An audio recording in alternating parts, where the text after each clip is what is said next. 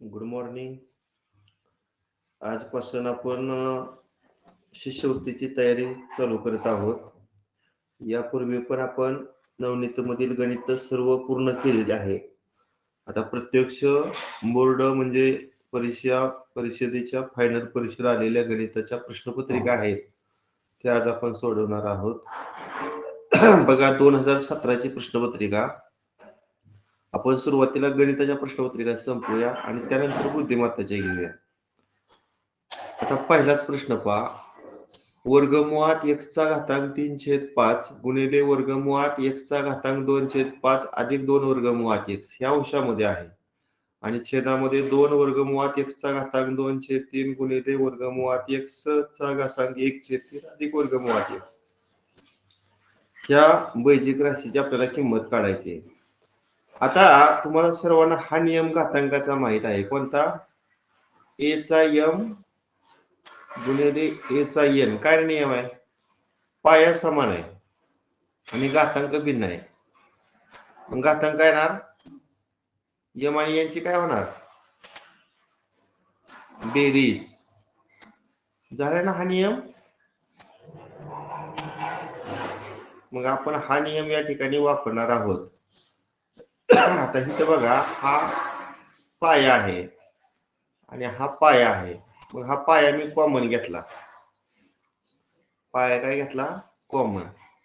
मग ह्या 3/5 ची आणि 2/5 ची बेरीज होणार. कोणाची बेरीज होणार? घातांक स्थानी असणाऱ्या 3/5 ची आणि दुसऱ्या घातांकी संख्येचा पाया 2/5 ची बेरीज होणार आणि पुढचं 2 वर्गमुळात x हाय असं राहणार. आता छेद पाहूया. आता बघा, हा आणि हा समान आहे बघा. इथं पण तोच घातांकाचा नियम वापरला. वर्गमुळात x हा पाया समान आहे. मग 2/3 आणि 1/3 ची बेरीज करूया.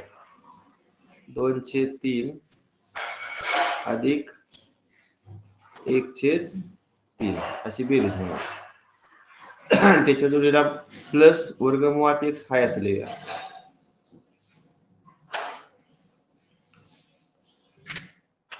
आता वर काय येणार आहे? अपूर्णांकाची बेरीज. तो छेद समान आहे. इथं 5 आहे, इथं 5 आहे. मग अंशाची बेरीज करा. 3 आणि 2 5 आणि 5/5 किती? 1. म्हणजे नुसतं वर्गमुळात x राहते आणि पुढं अधिक 2 वर्गमुळात x. आता छेद पहा. इथं पण 3 असा छेद समान आहे. मग ह्या 2 ची ह्या 1 ची बेरीज करा. 3/3 3/3 म्हणजे नुसतं 1 राहणार, म्हणजे 2 वर्गमुळात x राहणार आणि त्याच्या जोडीला प्लस वर्गमुळात x. त्या अंशातील बेरीज करा. वर्गमुळात x अधिक 2 वर्गमुळात x बेरीज येणार 3 वर्गमुळात x आणि छेदामध्ये 2 वर्गमुळात x अधिक वर्गमुळात x 3 वर्गमुळात x. आता अंश छेद समान आहे. अंशाला छेद कॅन्सल म्हणजे उत्तर किती आलं? 1. म्हणजेच पर्याय क्रमांक 2. समजते का? हो सर.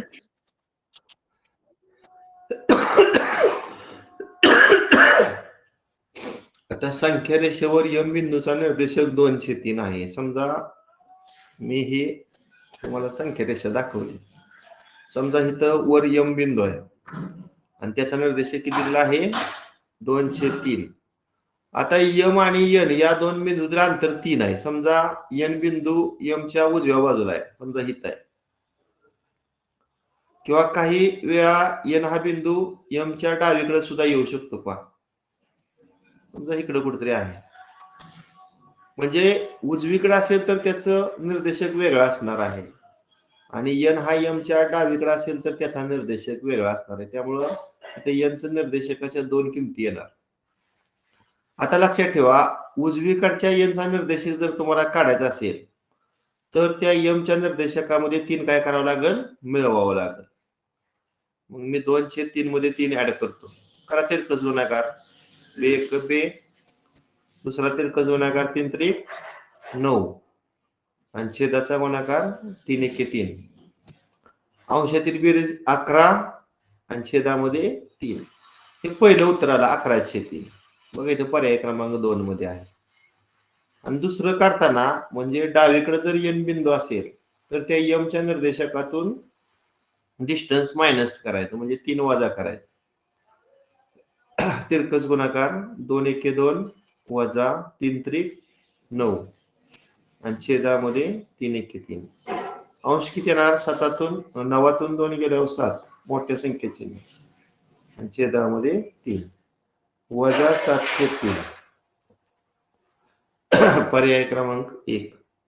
लक्षात ठेवा आता NMAच्या परीक्षेमध्ये एकच पर्याय आपल्याला रंगवायचा होता, परंतु तुम्हाला माहिती आहे शिष्यवृत्ती परीक्षेमध्ये 20% प्रश्न असा आहेत की ज्याचं 2-2 पर्याय रंगवायचे.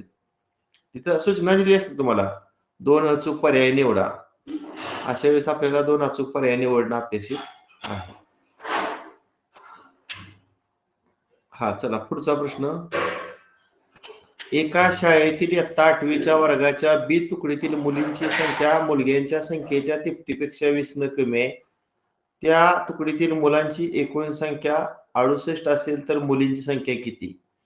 आपण मुलग्यांना बॉयज म्हणूया आणि मुलींना गर्ल म्हणूया आणि मुलं आणि मुली यांचं एकत्रित जे आहे त्याला आपण स्टुडंट म्हणूया. आता 1 नंबरचं वाक्य पहा. मुलींची संख्या मुलग्यांच्या संख्येच्या तिपटीपेक्षा 20 न कमी आहे. मग आपण मुलग्यांची जी संख्या आहे का नाही ती x म्हणूया. Number of boys x. मग मुलींची काय येणार आहे? तिपटीपेक्षा 20 न कमी. मग x ची तिप्पट किती? 3x आणि 20 न कमी म्हटलं त्यातून 20 काय करायचं? वजा करायचं. समजलं का हे? आणि मग number of boys plus number of girls is equal to total student किती दिले तुम्हाला? 68. करा बेरीज. x पदांची बेरीज x अधिक 3x 4x 4x वजा आहे की नाही? 4x वजा 20 बरोबर 68. वजा 20 तिकडे गेल्यावर अधिक 20. मग 68 आणि 20 ची बेरीज किती? 88 ना. आणि मग 88 भागिले 4 4 2 8 4 2 8 22. मग आपल्याला विचारलंय नंबर ऑफ गर्ल्स मुलींची संख्या. मग मुलींची संख्या आपण काय मानली होती? 3x वजा 20. मग ह्यामध्ये x ची किंमत आपण 22 ठेवूया. 3 गुणिले 22 वजा 20 22 त्रिक 66.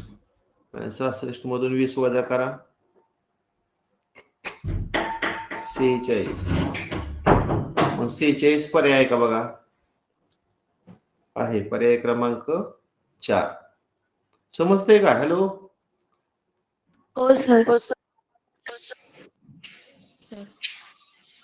ओके. नेक्स्ट. खालील विधाने वाचून योग्य पर्याय निवडा. त्यातली आपण बरोबर आणि चुकीची विधानं ओळखूया. 182 या संख्येला 2 निषेध भाग जातो. सत्य का असत्य? एकक स्थानी 0 2 4 6 असले की 2 भाग 2 ची विभाजित सत्य आहे. सत्य आहे. विधान सत्य आहे. 182 या संख्येला 7 न भाग जातो. करून बघा. 7ची कसोटी पाठ करण्यापेक्षा 7 न भाग जातोय का बघूया. 7 2 14. 4 उरलं तेव्हा घेतलं 2 42. 7 चौकोन 42. जातोय का भाग? जातोय. हे पण विधान सत्य आहे. आणि 182 ला 14 न निषेध भाग जातो. बघा 14 न जातोय.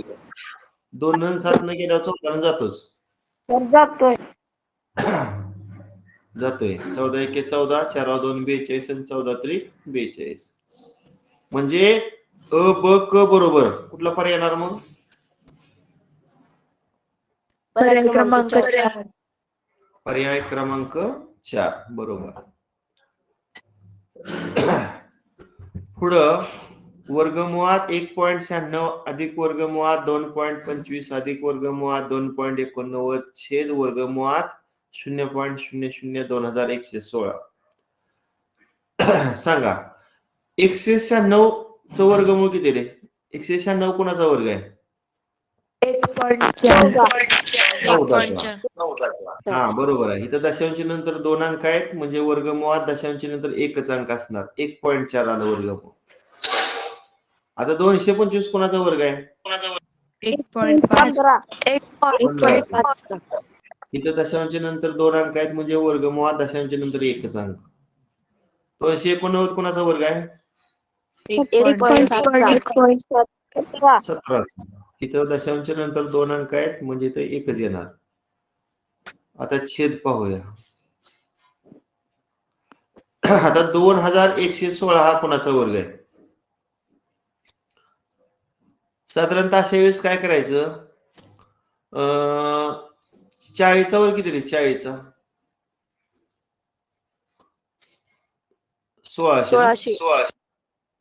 बर आपण 45चा काढूया.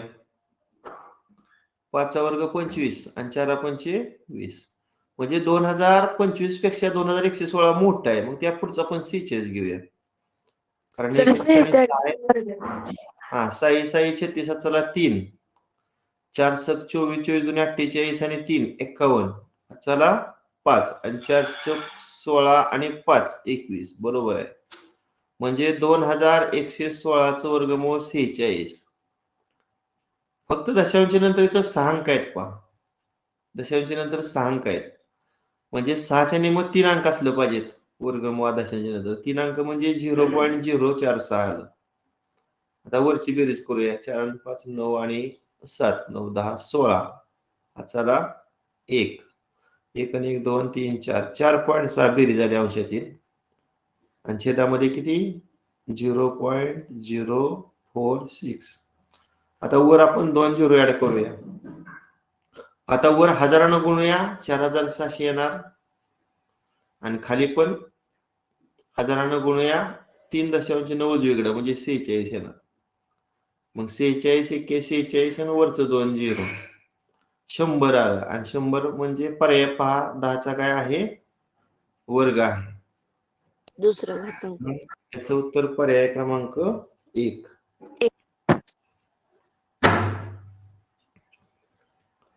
बघा AB आणि CD या दोन ज्या आडव्या रेषा आहेत त्या परस्परांना समांतर आहेत.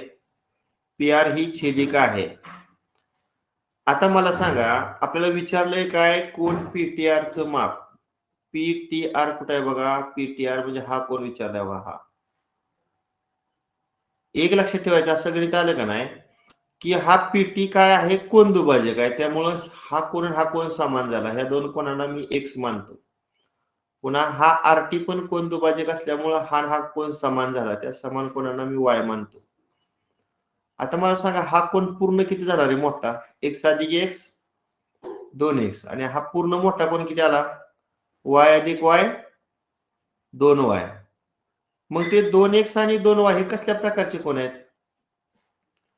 दोन समांतर रेषांना छेदिकेने छेदले असतात तयार होणारे आंतरकोन काय असतात रे? पूरक असतात. Interior angles are supplementary.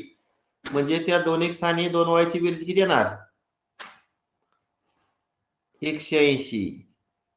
आता दोन्ही बाजूला 2 न भागलं 2x ला 2 न भागल्यावर x राहणार 2y ला 2 न भागल्यावर y राहणार आणि 180 ला 2 न भागल्यावर किती राहणार 90.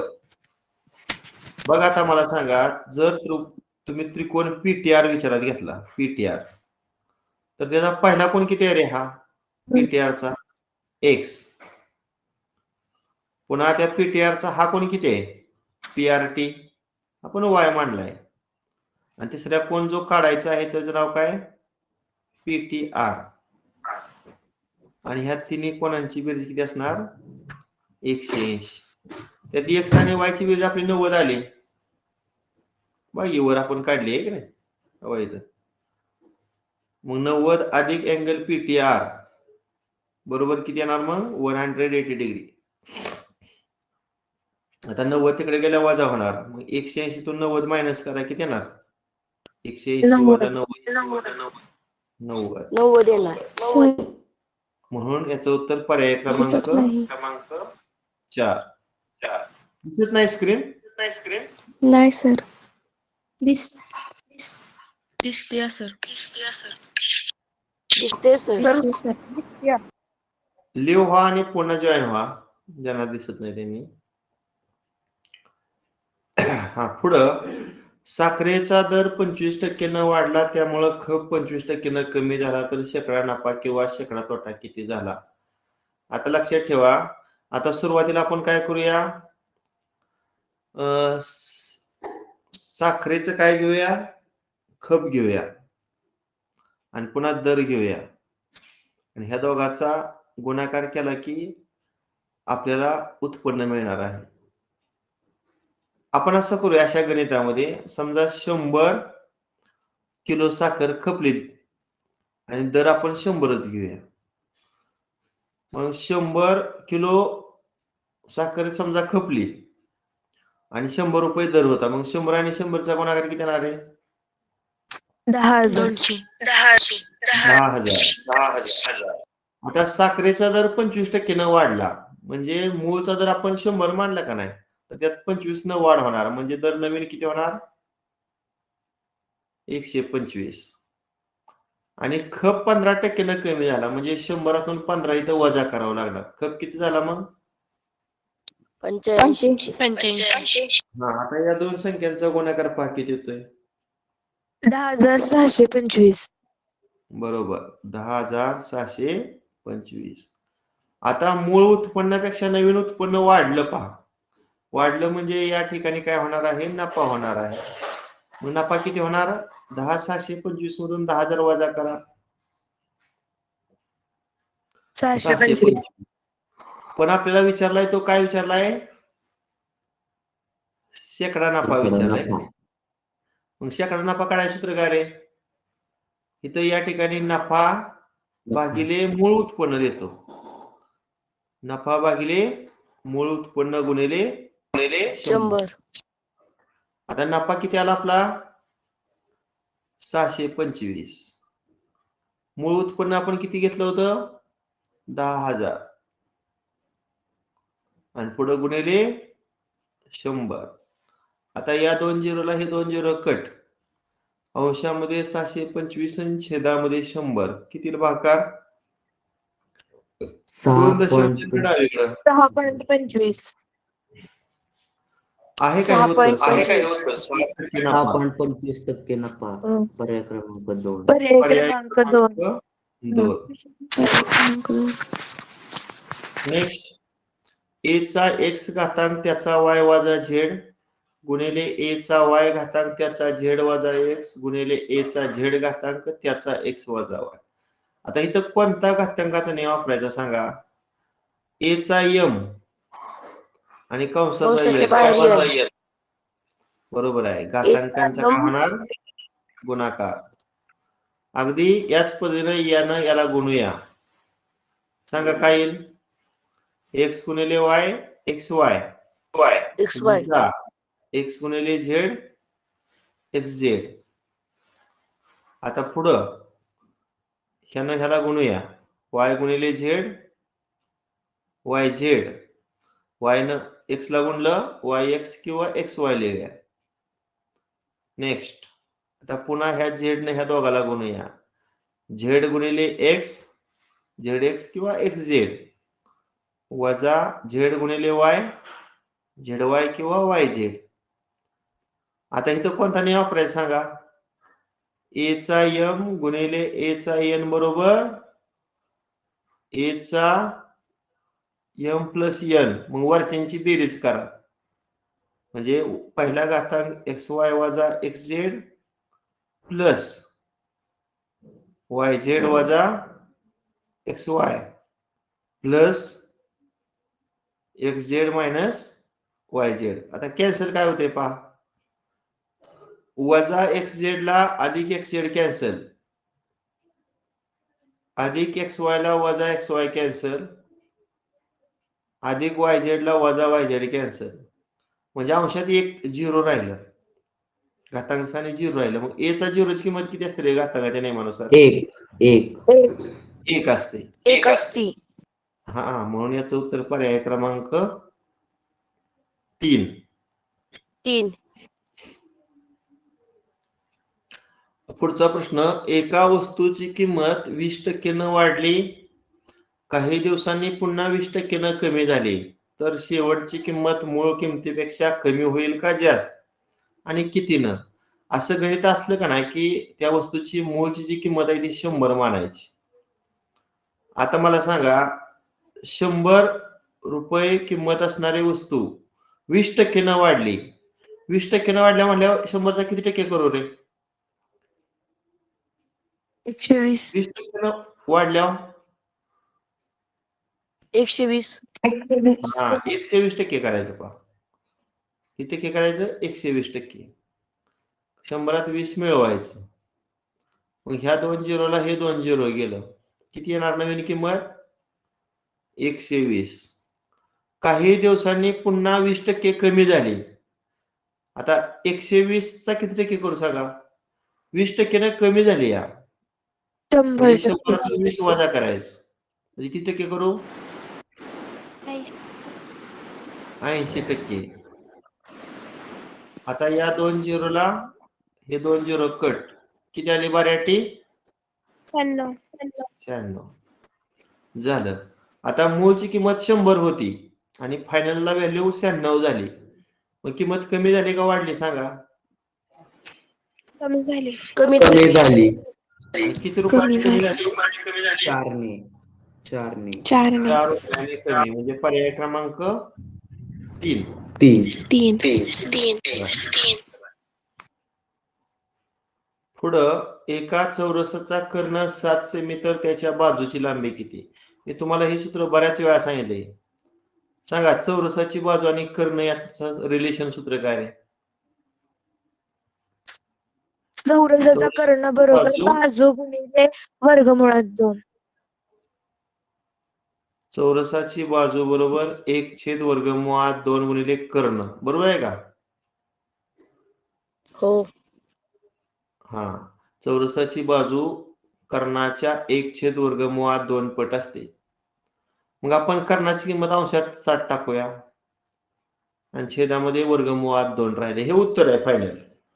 पण हे पर्यायात कुठं उत्तर दिसत नाही, कारण छेदामध्ये कधी अपरिमेय संख्या ठेवायची नसते. मग छेदाचं परिमेयीकरण कसं करायचं? तर छेदामध्ये जी वर्गमुळात 2 अपरिमेय संख्या आहे त्यांना अंशालाही गुणायचं आणि छेदालाही गुणायचं. मग अंशाचा गुणाकार 7 वर्गमुळात 2 आणि छेदाचा गुणाकार किती रे? वर्गमुळात 2 गुणिले वर्गमुळात 2 2 येईल 2. आणि 4चं वर्गमूळ 2.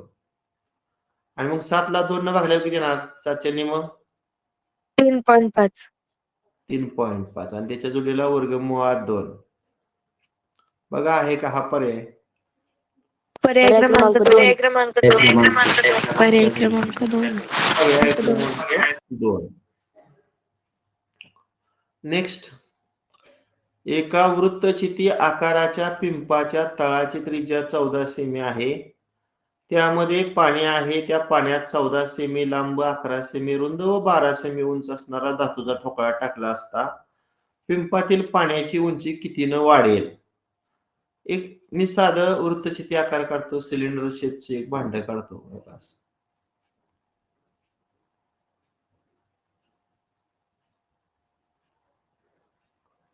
आता मूळ जे पाणी आहे ते एवढं आहे असं समजूया आपण. या वृत्तचिती आकाराच्या भांड्यामध्ये मूळचं पाणी एवढं आहे असं समजूया. ही पातळी आहे पाण्याची. आता हे जे वृत्तचिती आकाराचा पिंप आहे याचा जो तळ आहे, या तळाची जी त्रिज्या आहे ती तुम्हाला किती दिलेली आहे? 14 सेमी इतकी दिलेली आहे. आता त्यामध्ये काय टाकलं रे? धातूचा गोळा टाकलाय.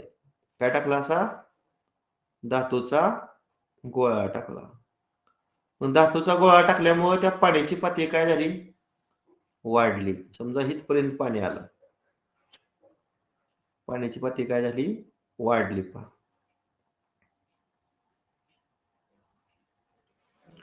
इथपर्यंत आलं पाणी. आता विचारलंय पिंपातील पाण्याची उंची कितीनं वाढेल. आता मला सांगा, हा जो शेप आहे हा शेप कुठला आहे रे? हा पाण्याची जी पातळी वाढलेला आहे तो जो शेप आहे तो वृत्तचिती आकाराच्या भांड्यामधला हा कुठला आहे? ही सुद्धा वृत्तचितीच आहे ना. रेक्टेंगल. म्हणजे इथं वृत्तचितीचं घनफळ आणि हे धातूच्या ठोकळ्याचं घनफळ सारखं असणार आहे. मग इथं मी लिहितो धातूच्या ठोकळ्याचे घनफळ बरोबर वृत्तचितीचं घनफळ. आता धातूचा ठोकळा कुठल्या आकाराचा असणार आहे? लांबी दिली, रुंदी दिली, उंची दिली, म्हणजे तो क्युबॉइड शेप असणार आहे, इष्टिकाची ती. मग इष्टिकाची तिच्या घनफळ सूत्र काय रे? L गुणिले B गुणिले H. आणि ही जी वृत्तचिती आहे की ज्या भागामध्ये पाण्याची पातळी वाढली त्याचं घनफळ सूत्र काय? पाय R वर्ग H. आता याच्यामध्ये आपण किमती भरूया. लांबी किती भरायची वृत्त त्या ठोकळ्याची? 14. B म्हणजे रुंदी किती? 11. आणि H म्हणजे उंची किती? 12. 14 गुणिले 11 गुणिले 12 आणि इकडे पायची किंमत आपण किती घेतो? 22/7. त्रिज्या आपण त्या वृत्तचितीच्या तळाची किती घेतली? 14. 14चा वर्ग म्हणजे 14 गुणिले 14 आणि H म्हणजे त्या पाण्याची उंची तील वाढ. आता इथं बघा 7 एके 7, 7 दुनी 14. 14 गुणिले 11 गुणिले 12. आता इकडचं जे 22 आहे तिकडे छेदात जाणार, इकडचं जे 2 आहे ते छेदात जाणार आणि इकडचं जे 14 आहे ते पण छेदामध्ये जाणार. आता उजवीकडे फक्त H उरला. सिम्प्लिफाय करूया. ह्या 14ला हे 14 कट, 11 एके 11, 11 दुनी 22, बे एक बे, बेसक 12, बे एक बे, बेत्रिक 7. म्हणजे उंची किती आली? 3 सेमी. बघा पिंपातील पाण्याची उंची 3 सेमी न वाढेल म्हणजे याचं उत्तर पर्याय क्रमांक किती येणार? 1. समजलं काय? हॅलो हो. हो सर, समजलं. हो सर. हो सर.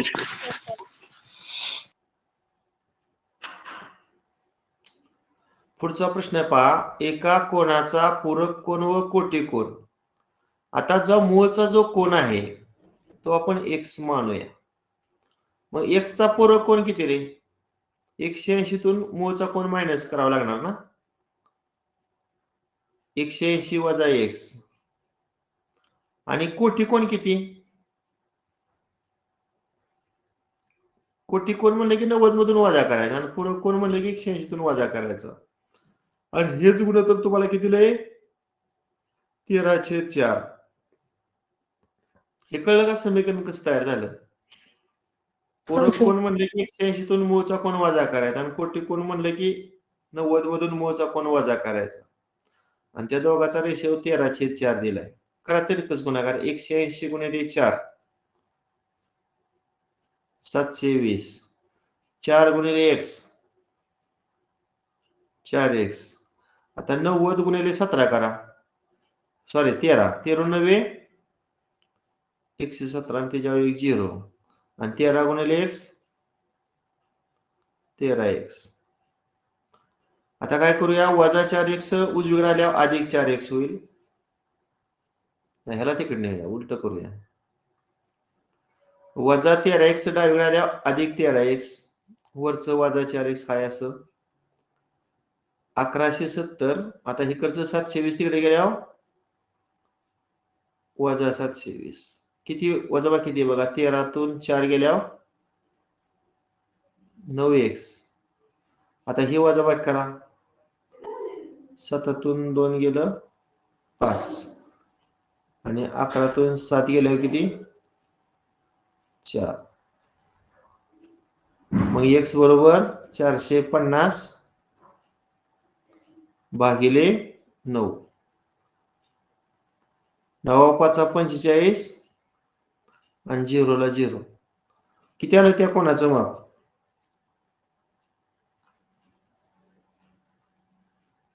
हॅलो, 50 अंश. 50 अंश. पर्याय क्रमांक 2.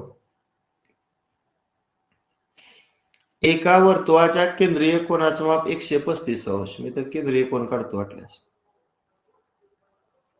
समजा या केंद्रीय कोनाला आपण एओबी नाव दिलं. हा कोन कितीला आहे? 135 डिग्री. तर त्या कोनाच्या संगत विशाल कंसाचे माप किती? समजा ह्या पुढच्या लघु कंसाला एपीबी नाव दिलं आणि विशाल कंसाला एक्यूबी नाव दिलं. मला पहिल्यांदा सांगा माप कंस एपीबी किती येईल? माप कंस एपीबी किती येईल? लघु कंसाचं माप हे संबंधित केंद्रीय कोनाच्या मापा इतकं असतं. मग केंद्रीय कोनाचं माप जर 135 अंश असेल तर लघु कंसाचं माप सुद्धा 135.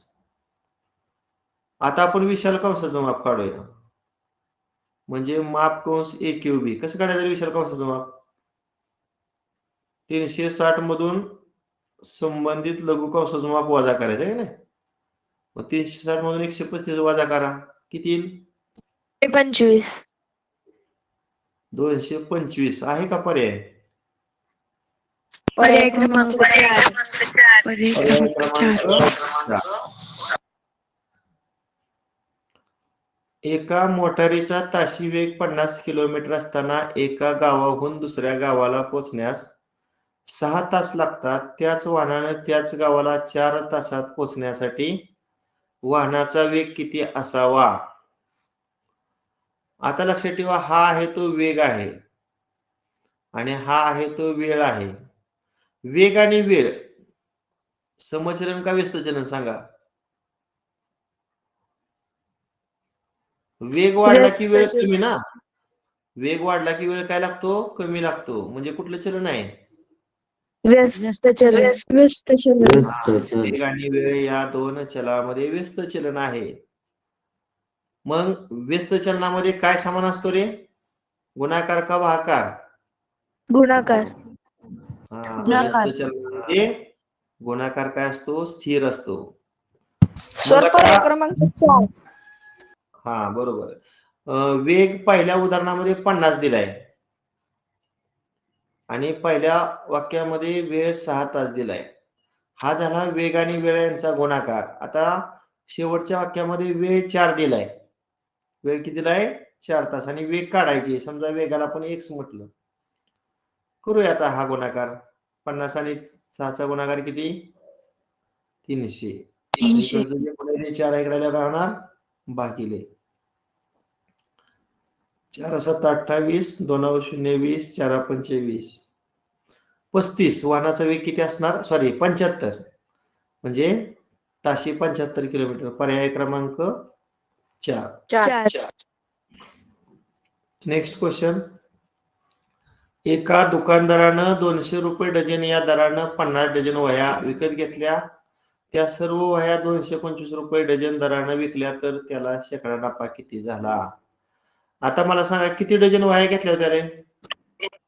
200. आणि कोणत्या दराने विकत घेतल्या होत्या? एक डझनाला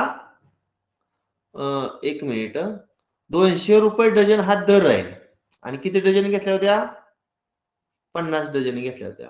आता हा गुणाकार सांगा किती? म्हणजे त्याला किती भांडवल या ठिकाणी गुंतवावं लागलं? 2 पंचे 10 आणि 300. 10,000 एवढं उत्पन्न या ठिकाणी गुंतवावं लागलं. आता विकताना 50 डझन वह्या विकल्या, पण दर कसा रे? 225 एका डझनचा दर. हा गुणाकार करा. 0 5 5 25 चला 2 5 10 2 12 चला 1 5 10 11. किती ते? 11,250. 11,250.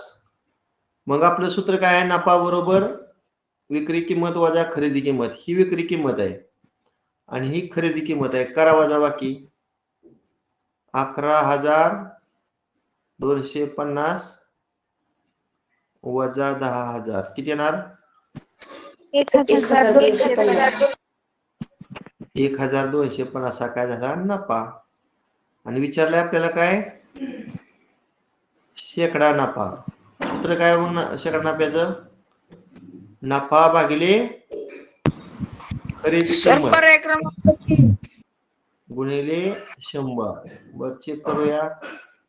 नफा 1250 आणि खरेदी किंमत किती होती आपली 10,000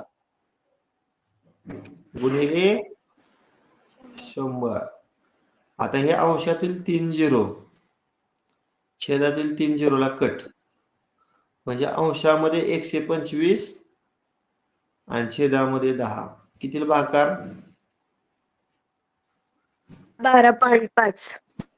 12.5 म्हणजे पर्याय क्रमांक 3. 3. ओ केंद्र असलेल्या वर्तुळाची त्रिज्या 13 सेमी आहे. त्या वर्तुळातील एका जीवेचं केंद्रापासूनचं अंतर 5 सेमी आहे तर त्या जीवेची लांबी किती. आता मी या ठिकाणी एक जीवा काढतो, एक कॉर्ड काढतो. समजा ओ हा वर्तुळाचा सेंटर आहे, ए बी ही त्या वर्तुळाची जीव आहे. या केंद्रातून असा जीवेवर मी लंब टाकला, समजा इथं पी नाव दिलं आणि ही त्रिज्या मी जॉईन केली ओबी नावाची. आता बघा त्रिज्या 13 म्हणजे ओबी ही त्रिज्या 13 दिलेली आहे. जीवेचं केंद्रापासूनचं अंतर म्हणजे ओपी तुम्हाला 5 दिले. ओपी किती दिले 5. मला सांगा पीबी किती रे ही पीबी 12. त्रिकुटपाट आहे ते पटकन सांगेल 12 किंवा त्रिकुट जर कसं करायचं 5 चा वर्ग 25. 25 कुठल्या दोन क्रमवार संख्यांची बेरीज 12 आणि 13. म्हणजे त्रिकोण कुठलं झालं विषम संख्या 5 आणि लगतच्या संख्या 12 आणि 13. म्हणजे काटकोन त्रिकोणाचा कर्ण जर 13 असेल आणि काटकोन करणारी एक बाजू जर 5 असेल तर दुसरी बाजू 12 असते. मग वर्तुळाच्या केंद्रातून जीवेवर टाकलेला लंब जीवेला दुभागतो म्हणजे एपी आणि पीबी समान असणार आहे की नाही. पीबी जर 12 असेल तर एपी सुद्धा किती असणार 12. आता आपल्याला पूर्ण जीवा विचारली मग एपी 12 अधिक पीबी 12 किती येणार बेरीज सांगा 24. 24 सेमी ही झाली जीवेची लांबी म्हणजेच पर्याय क्रमांक 1. ठीक आहे.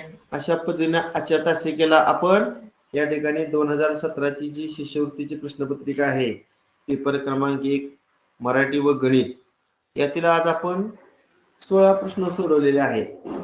उद्या 17 सोडवूया, परवा 17 सोडवूया. म्हणजे पहिल्या पेपर मध्ये गणिताचं जे 50 प्रश्न असतात ते आपण 3 तासामध्ये पूर्णपणे सोडवणार आहोत. म्हणजे आपण 3 दिवसात एक प्रश्नपत्रिका सोडवतोय. आपल्या 8 प्रश्नपत्रिका आहेत. 8 त्रिक 24 दिवसामध्ये आपण गणिताच्या 8च्या 8 प्रश्नपत्रिका सोडवणार आहोत आणि पुन्हा राहिलेल्या 15 दिवसामध्ये बुद्धिमत्तेच्या प्रश्नपत्रिका सोडवणार आहोत. आणि जे विद्यार्थी अजून ग्रुपला जॉईन आहेत त्यांना सांगा तुम्ही एनएमएचा निकाल पाठवल्यानंतरच तुम्हाला ग्रुपमध्ये नवीन जॉईन केलं जाईल. असं काही 7वीतील विद्यार्थी असतील तर त्यांना आपण डायरेक्ट ग्रुपमध्ये जॉईन करून घेतोय. पण 8वीची मुलं एनएमएसला बसून सुद्धा निकाल पाठवत नाहीत, त्यामुळे त्यांना मी ग्रुपमधून रिमूव्ह केलेला आहे. ठीक आहे, बस करूया. Okay, bye.